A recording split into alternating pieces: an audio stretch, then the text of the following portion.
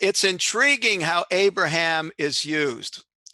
One, it talks about the promises to him and then just assumes those are the same promises to us. So a covenantal angle to it. Uh, it it talks about uh, Abraham was looking for a better country, which ultimately it gets to be the new heavens and the new, as we would call it, the new heavens and the new earth. That, and he's implying that Abraham knew that what physical land he had, what uh, relative level of gifts and inheritance he had, was not the end game.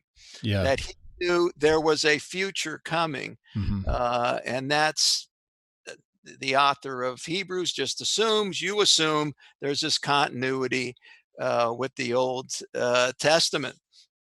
Uh, his discussion of land, as you pointed out in chapter 3 and chapter 4, and actually in my commentary, I do quote Dr. Gaffin's article right out of the 50th Yeah, edition. that's great.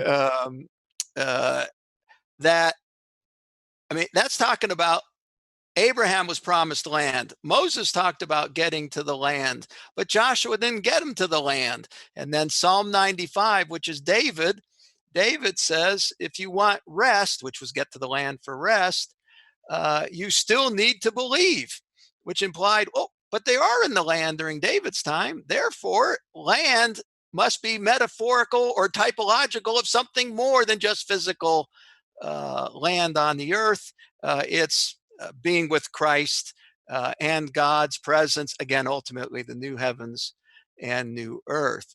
Another interesting angle about Abraham is one time he's brought up a little negatively as it's comparing the Aaronic or Levitical priesthood with the Melchizedek, which ends up being the Christ priesthood. Yeah. But Abraham gave money or a tithe to Melchizedek.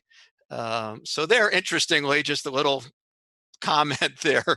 He's not the hero there, so to speak. Not that he was negative on surface, but he was a little bit part of the Levitical priesthood there. So Abraham's a big covenant. It shows primarily continuity, but it also shows sort of an escalating contrast.